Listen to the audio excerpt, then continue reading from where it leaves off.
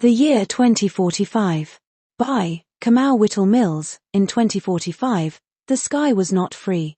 Once, humanity dreamed of flying cars as a symbol of progress, a future where technology liberated all people. That dream came true, but not for everyone. Now, the wealthy soared above in towering, floating cities connected by shimmering highways in the sky, their sleek hovercars never touching the ground. They lived in luxury, untouched by the struggles below. The poor, trapped in the crumbling lower district, could only stare up at the glittering world beyond their reach, suffocating under laws that forbade them from ever ascending. The streets below were filled with rusting cars, flickering neon signs, and a people abandoned by progress. The gap between rich and poor had never been wider, and the sky had become more than just a border, it was a prison ceiling. But some still dared to dream. And one man was about to change everything. Orville Cross knew better than to look up.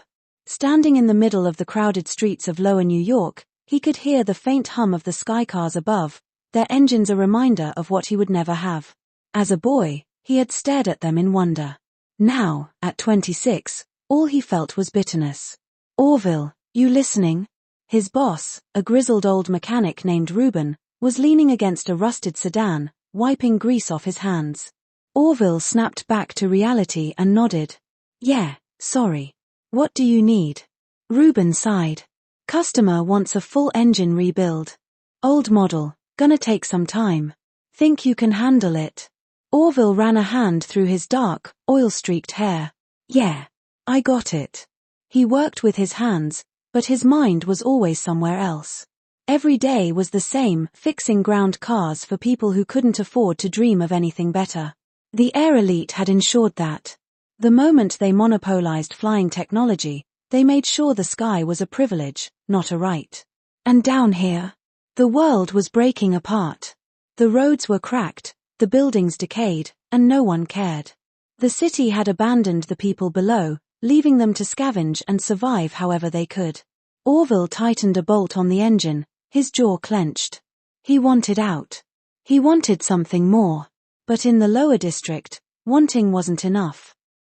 The first time Orville saw Elise Carter, he knew she didn't belong. She walked into the garage with purpose, her dark flight suit too clean, her posture too confident. People in the lower district moved with weariness, their shoulders hunched from the weight of survival. But Elise. She looked like she had never had to struggle a day in her life. And yet, she was here. Orville wiped his hands on his rag, eyeing her warily. "We don't fix skycars, if that's what you're looking for." She smirked.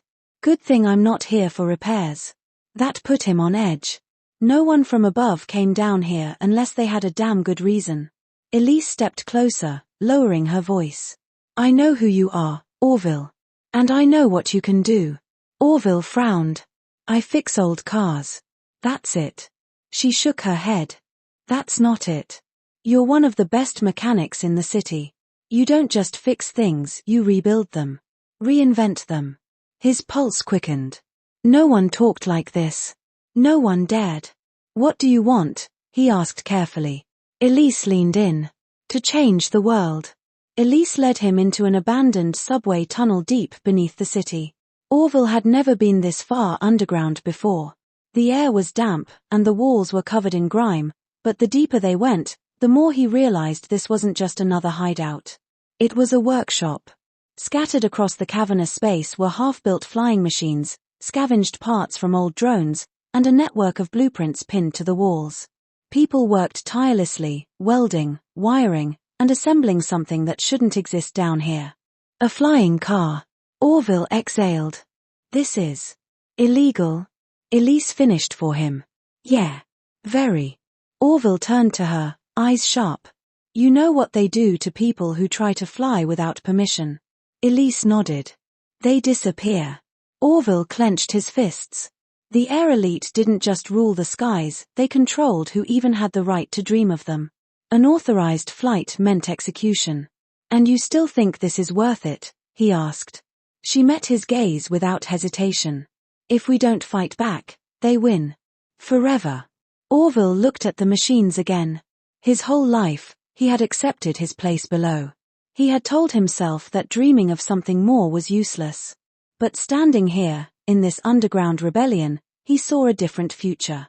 A future where the sky wasn't just for the rich. And for the first time, he allowed himself to hope. The Skybreaker was unlike anything Orville had ever seen. It wasn't sleek and polished like the elite's flying cars. It was built from salvaged parts, a Frankenstein's monster of stolen tech and raw ingenuity.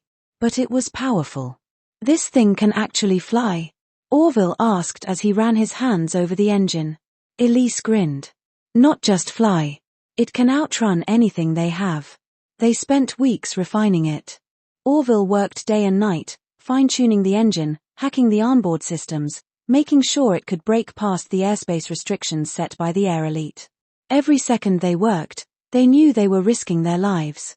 Then, one night, Elise handed him a flight suit. "It's ready." Orville swallowed hard. He had never left the ground before. But as he climbed into the cockpit, gripping the controls, something inside him ignited. The engine roared to life. The Skybreaker lifted off the ground.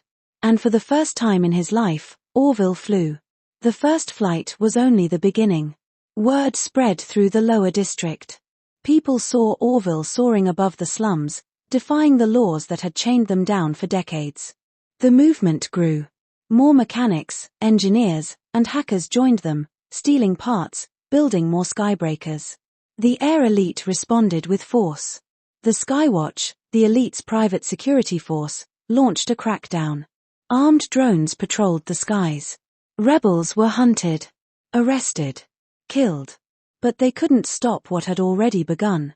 Orville and Elise led the charge, striking at supply depots, hacking into air authority systems, taking down patrols one by one. Every mission pushed them closer to their ultimate goal, shutting down the city's flight restrictions and opening the sky for everyone. Then, the air elite issued a warning. "Surrender, or die." Orville gritted his teeth. They weren't stopping now. They were going to take back the sky. The night the rebellion stormed the Air Authority Tower, the world changed forever. Explosions rocked the skyline. Skybreakers weaved through enemy fire, dodging drones and patrol ships. Orville pushed his machine to the limit, flying higher than he had ever dared. At the top of the tower, the control hub pulsed with energy. It was their target. Elise's voice crackled through his comms. "This is it, Orville."